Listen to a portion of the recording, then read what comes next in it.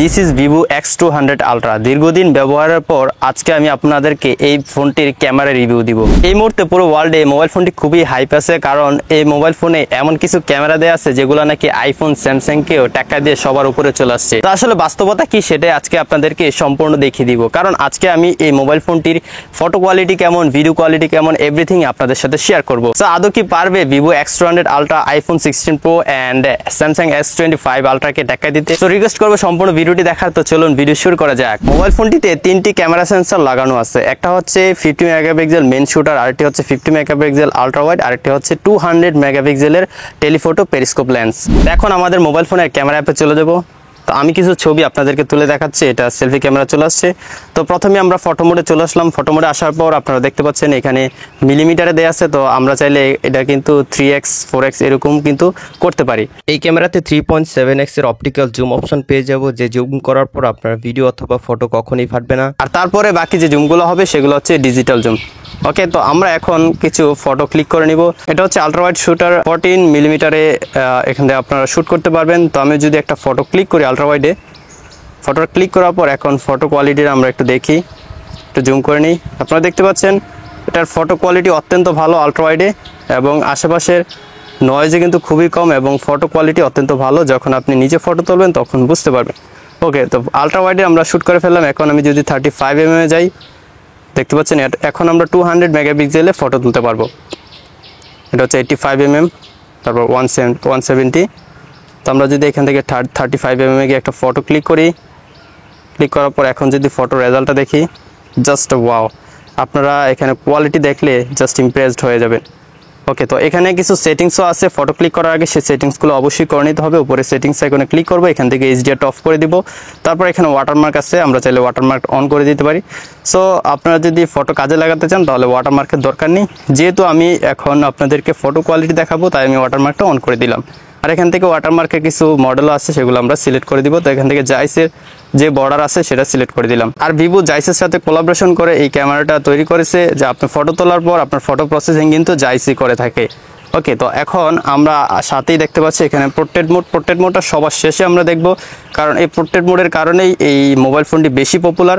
মানে এত ভালো পোর্ট্রেট ফটো অন্য কোনো মোবাইল ফোন দিয়ে তোলা সম্ভব নয়, যেটা ভিভো X200 আলট্রা তুলতে পারে।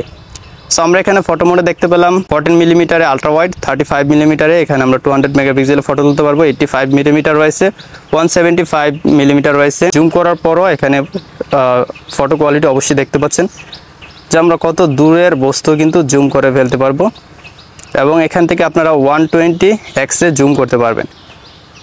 আমি যদি এখান থেকে একটা ফটো ক্লিক করি অ্যান্ড ফটো রেজাল্টটা যদি দেখি, জাস্ট ওয়াও! আপনারা এটা ডিটেল দেখলে অবাক হয়ে যাবেন যে কত দূর থেকে ছবি তুললে ফটো ডিটেল কতটা ভালো থাকে। যদিও এটা ডিজিটাল জুমে 3.7x এর পর ডিজিটাল জুম দিয়ে ছবি তুলে থাকে, তারপরে ফটো কোয়ালিটি অস্থির, কারণ এটাতে আলাদা একটা চিপ লাগানো আছে, যে চিপটার কাজই হচ্ছে ফটো প্রসেসিং করার জন্য, যাতে আপনি দ্রুত ভালো রেজাল্ট পেয়ে যান। আমরা দেখে নিলাম টেলিফোটো লেন্সের ফটো কোয়ালিটি এবং জুম কোয়ালিটি। আমি যদি সর্বোচ্চ জুম করে আপনাদেরকে দেখাই, দেখুন এখানে চোখটাও জুম করা যাচ্ছে, এবং যখন সর্বোচ্চ জুম করবেন তখন কিন্তু একটু আপনার কাছে ফটো ক্লিক করতে সমস্যা হবে, যেহেতু সেন্সরটা মুভ হয়ে যায়। সামান্য একটু মুভ হলে অনেকটা মুভ হয়ে যায়। আমি এখানে একটা চোখের ছবি তুলি সর্বোচ্চ জুম দিয়ে। ওকে, তো এখন আমরা দেখতে পাচ্ছি কোয়ালিটিটা, এই যে জাইস কিন্তু এনহ্যান্স করে ফটো কোয়ালিটিটা কতটা ইনক্রিজ করে দিয়েছে, এবং ডিটেল আপনারা অবশ্যই দেখতে পাচ্ছেন। এটা কিন্তু সর্বোচ্চ জুম করে আমরা ফটোটা ক্লিক করলাম। ওকে, তো এখন আমি এখান থেকে চলে যাই। তো আমরা দেখতে পাচ্ছি এখানে ভিডিও মোড। তো আপনি এখানে 4K-তে 60 FPS বা 120 FPS-এ শ্যুট করতে পারবেন। তারপরে 8K-তেও ভিডিও শ্যুট করা যায়। 8K-তে গেলে আপনি জাস্ট 30 FPS-এ ভিডিও শ্যুট করতে পারবেন। তো 8K-র ভিডিও কোয়ালিটি তত একটা ভালো না, আমি সর্বোচ্চ 4K-তেই ভালো রেজাল্ট পেয়েছি, এবং 4K-তে আমি রেগুলার 60 FPS দিয়ে ভিডিও শ্যুট করে থাকি।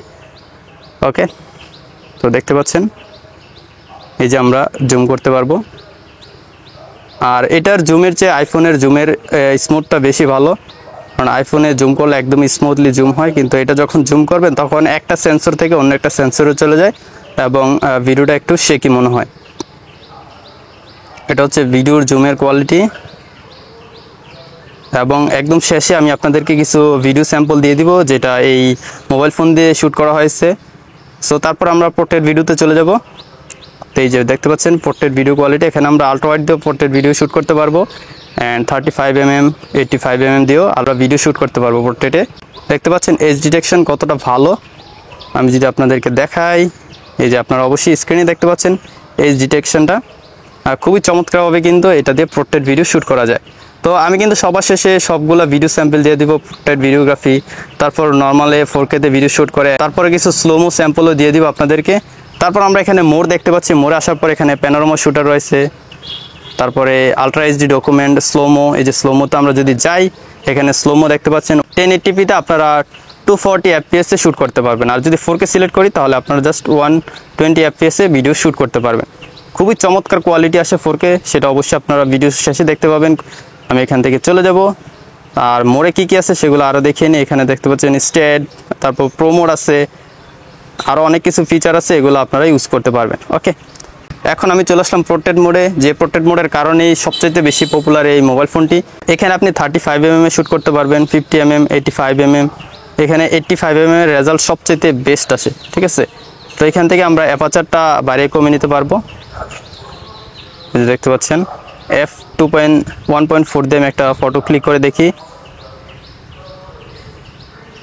ওকে, একটা ফটো ক্লিক করলাম অ্যান্ড ফটোটা যদি আমি এখান থেকে ভিউ করি, জাস্ট এখন ব্লার কোয়ালিটিটা দেখতে পাচ্ছেন। যদি এখন প্রচুর রোদ, তাই পিছনে একদম হোয়াইট হয়ে গিয়েছে, তবে এটাকে আমরা ম্যানুয়ালি এখানে ব্লারটা কম বেশি করতে পারবো। উপরে একটা এফ লেখা আছে, এফ লেখাতে ক্লিক করব, তো তারপরে এটাকে কিন্তু আমরা আপ ডাউন করতে পারবো। দেখতে পাচ্ছেন আপনি আপনার ফটোতে ইচ্ছে মতো ব্লার অ্যাড করতে পারবেন। ওকে, এখান থেকে আমি ক্যান্সেল ক্লিক করে দিব, ডিসকার্ড। আরও কিছু ফটো ক্লিক করে আমরা দেখব। এখন আমি আরও কিছু ফটো ক্লিক করব, দেখি কীরকম রেজাল্ট পাই। তো আমি 85mm-এ এখন শ্যুট করব, একটু পিছনে যাচ্ছি।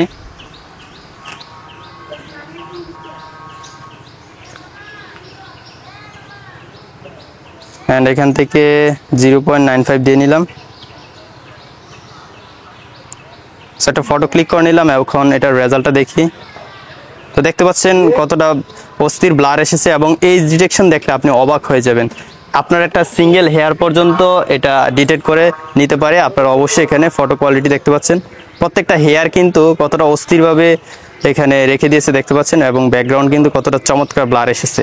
অ্যান্ড এটাও কিন্তু আমি আপনাদেরকে বলেছি, এখান থেকে আপনি চাইলে ম্যানুয়ালি ব্লারটা কন্ট্রোল করতে পারবেন। সো আমরা এখান থেকে অ্যাপে ক্লিক করলে এখান থেকে ব্লারটা কম বেশি করতে পারছি, এই যে আপনারা দেখতে পাচ্ছেন। সো এখান থেকে আমি সর্বোচ্চ ব্লারটা রেখে দিলাম অ্যান্ড এখান থেকে ডানে ক্লিক করে দিলাম। ফ্রেন্ডস, এখন আমি কিছু ম্যাক্রো ফটোগ্রাফি করবো এবং আপনাদেরকে রেজাল্টগুলো দেখাচ্ছি। সো আমরা ফটো মোডে চলে আসলাম অ্যান্ড উপরে একটা ম্যাক্রোর অপশন রয়েছে, জাস্ট এটাকে আমরা এনেবল করে দিব। সুপার ম্যাক্রো অন হয়ে গেল। তো এখন আমি যদি ফটো ক্লিক করি, আপনারা রেজাল্ট দেখলে জাস্ট অবাক হয়ে যাবেন। তারপরেও কিছু আমি স্যাম্পল আপনাদেরকে দিয়ে দিব, ভিডিও শেষে সব কিছু পাবেন, কিছু ফটো পাবেন অ্যান্ড কিছু ভিডিও পাবেন, যেগুলো দেখে আপনারা বুঝতে পারবেন যে আসলে এই ক্যামেরা কোয়ালিটি কীরকম। এবং সবগুলো ফটো এবং ভিডিও কিন্তু এডিট ছাড়া একদম র পাবেন, কোনো প্রকার এডিট করা হয়নি। তো রিকোয়েস্ট করবো শেষ পর্যন্ত আপনারা দেখবেন। ওকে, তো আমি কিছু এখন ফটো শ্যুট করে নিই ম্যাক্রোতে। তো ম্যাক্রোতে আমরা চাইলে এখানে জুম করে নিতে পারবো। জুম করে নেওয়ার পর এখন আমি একটা ফটো ক্লিক করে নিলাম অ্যান্ড ফটো কোয়ালিটি দেখতে পাচ্ছেন কতটা অস্থির, একদম হাই ডিটেলে কিন্তু ফটোগুলো ক্লিক করা হয় এবং আপনি হাই ডিটেলের রেজাল্টগুলো পাবেন। সো আমি যদি এখান থেকে কিছু শ্যুট করি,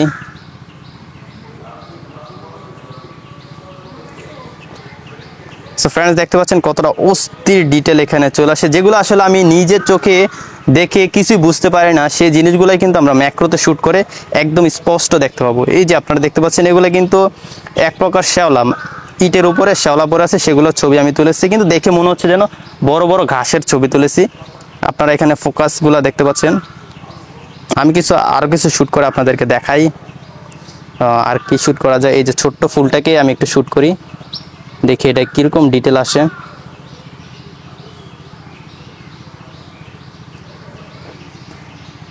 ওকে, দেখতে পাচ্ছেন এই ফুলটাতে সুতার মতো পাপড়িগুলো শুকিয়ে কিন্তু সুতার মতো হয়ে গিয়েছে, কিন্তু খালি চোখে এটা আসলে দেখা ইম্পসিবল। যেটা আপনি ম্যাক্রোতে শ্যুট করে কিন্তু একদম একটা একটা করে গুনতে পারবেন যে আসলে এখানে কয়টা পাপড়ি ছিল। তো ম্যাক্রো শুটারটা এতটা অস্থির, মূলত ম্যাক্রো আর পোর্ট্রেটের জন্য এই মোবাইল ফোনের ক্যামেরাটি one of the best camera phone, আমি এটা বলতে পারি। মানে ওয়ার্ল্ডে এটার মতো ক্যামেরা ফোন আর নেই, শুধুমাত্র পোর্ট্রেট অ্যান্ড ম্যাক্রো শ্যুটের জন্য, ঠিক আছে। অ্যান্ড ভিডিও কোয়ালিটি যথেষ্ট অনেক ভালো, যদিও আইফোনের প্রায় সমান সমান। অনেকে বলে আইফোন বেস্ট, আমিও বলি যে আইফোনের ভিডিও কোয়ালিটি ভালো, আইফোনের আলট্রা ওয়াইডও কিন্তু কোয়ালিটি অনেক ভালো। আলট্রা ওয়াইডটা কিন্তু আইফোনের মতো না, আইফোনের থেকে একটু দুর্বল। সো এটা আপনাকে মানতে হবে। তো যাই হোক, এখানে জুমের যে ব্যাপারটা, জুমের যে কোয়ালিটি, এটা একদমই অস্থির। আপনি নিজে যখন ফোনটি ইউজ করবেন তখন বুঝতে পারবেন। আর এটা কোনো স্পন্সর ভিডিও না, আমি নিজের জন্য এই ফোনটা কিনেছি, নিজে ইউজ করার জন্য, তাই আপনাদের মাঝে শেয়ার করলাম। অনেকে অনেকদিন কমেন্ট করতেছেন যে আসলে এই ফোনটির ক্যামেরা কোয়ালিটি কেমন, এতটা সুনাম শুনতেছি, তাই আপনাদেরকে এই সম্পূর্ণ রিভিউটা দিলাম।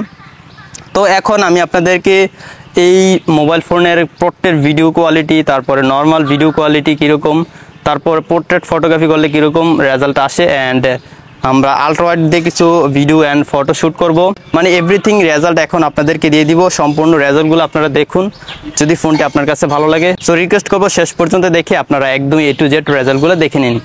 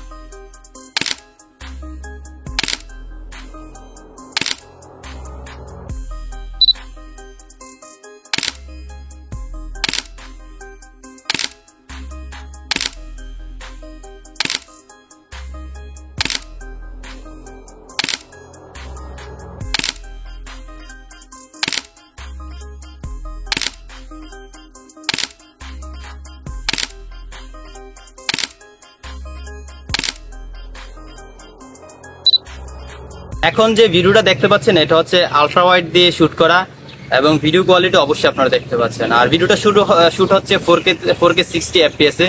সো আমি যদি একটু পিছনে যাই, দূরে যাই, আপনারা অবশ্যই ভিডিও কোয়ালিটি দেখতে পাচ্ছেন। একদম কাছে যদি চলে আসি, তারপরে সাউন্ড কোয়ালিটি কেমন, ভিডিও কোয়ালিটি কেমন, সেটা কিন্তু আপনারা অবশ্যই দেখতে পাচ্ছেন। তো এটা কিন্তু আলট্রা ওয়াইড দিয়ে শুট করা হয়েছে। সো এখন আমরা চলে যাব 35 মিলিমিটারে। ফ্রেন্ডস, এখন কিন্তু ভিডিওটা শুট হচ্ছে 35 মিলিমিটার এবং 4K 60 FPS, এবং ভিডিওটা কিন্তু কোনো প্রকার এডিট করা হয় না। আর ভয়েসটাও কিন্তু ফোনের ইন্টারনাল মাইক্রোফোন দিয়ে রেকর্ড করা হচ্ছে, কোনো প্রকার এক্সটার্নাল মাইক্রোফোন কিন্তু আমি ইউজ করিনি। সো এখন আমি একটু হেঁটে দেখবো যে আসলে ভিডিও স্টেবিলাইজেশন কিরকম। সো আমার সাথে একটু ক্যামেরাটা নিয়ে আসো মোবাইলের।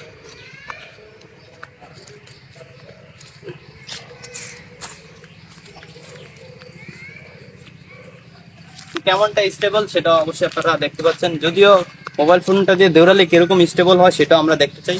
তুমি আমার সাথে মোবাইল ফোনটা নিয়ে দৌড়াবে, ঠিক আছে?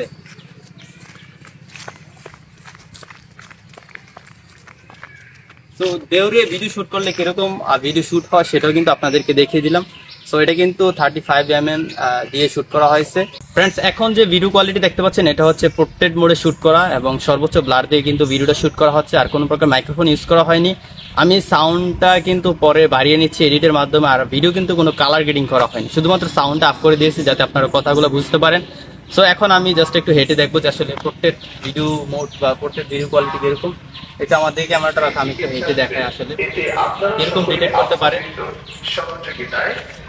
এখন পোর্ট্রেট ভিডিওর ফোকাস কোয়ালিটিটা কেমন সেটা দেখাচ্ছি। আমি তো এখন সাবজেক্ট হিসেবে আছি ক্যামেরাতে। এখন আমি ক্যামেরার বাইরে চলে যাব, দেখি ব্যাকগ্রাউন্ড ফোকাস করতে পারে কিনা বা কতটুকু সময় লাগে। তারপর আবার ক্যামেরাতে ইন হব, দেখবো যে আসলে কিরকম ফোকাস করতে পারে। ওকে, তো আমি ক্যামেরার বাইরে চলে যাচ্ছি। তো এখন আপনারা দেখতে পাচ্ছেন যে আসলে ব্যাকগ্রাউন্ডটা কিরকম ফোকাস দিয়েছে। তো এখন আমি আবার ক্যামেরাতে চলে আসবো। ওকে, ক্যামেরাতে চলে আসলাম যে কতটা ফাস্ট অ্যান্ড একুরেট ফোকাস করে নিতে পারে এই পোর্ট্রেট ভিডিওতে। আপনারা অবশ্যই রেজাল্টটা দেখতে পেয়েছেন। তো পোর্ট্রেট ভিডিওটা কেমন লাগলো সেটাও কিন্তু কমেন্ট করে জানাবেন।